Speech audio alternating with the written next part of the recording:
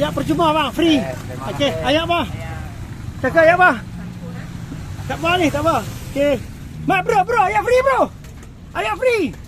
Ayak free, ayak. Okey. Hamba ayak bang free. Cincau.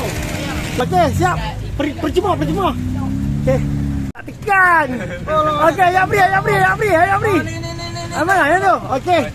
Okey, jaga tu. Okey. Percuma. Cantik. Makasih. Doa.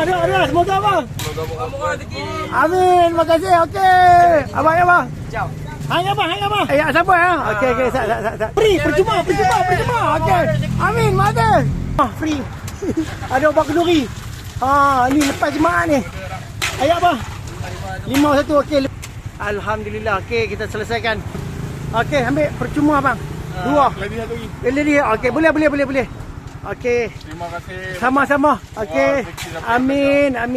Cuma free, ada obat kenduri. Ambil saja. Tak payah. Okey. Abang apa tadi? 2. Okey. Free, ada obat kenduri. Okey, sama-sama. Alright. Okey, baik. Ayak percuma abang free. Okey, ada obat kenduri. Okey, sama-sama. Abang free percuma. Ada obat kenduri. Okey, makasih. Alright. Okey. Kita nak bagi free kat orang. Tu dia, kita tulis free siap. Percuma. Tak payah, kita bagi free, ambil. Ambil sahaja. Percuma.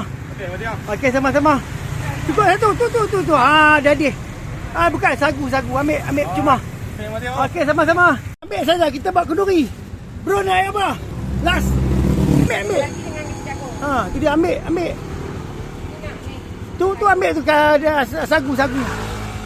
Tu dia ambil. Okey. No member seorang ni. Ambil saja. Nah, ni satu ni. Ambil free. Okey. Terima kasih. Cantik. Tolong mai ambil. Okey. Terima kasih. Alright. Kita tulis percuma free. Daripada jauh. Tu dia. Percuma free. Tu dia. Free. Kita nak angkat pelikat. Yang terakhir. Okey, bye-bye. Terima kasih. Barang free habis. Selesai. Okey, alhamdulillah free. Okey, sama-sama. Okey, selesai dah sudah. Kita bagi ayak percuma untuk kata apa? Ni biasalah kita nak puasa dah. Jadi pertama nak puasa dah, yang kedua kita nak cuti. Kita tak mau nak buang sayang. Okey. Jadi benda elok. Jadi kita let go. Siapa nak dia berhenti. Okey. Terima kasih banyak. Alhamdulillah. Selesai dah sudah. Okey, jumpa lagi. Bye-bye.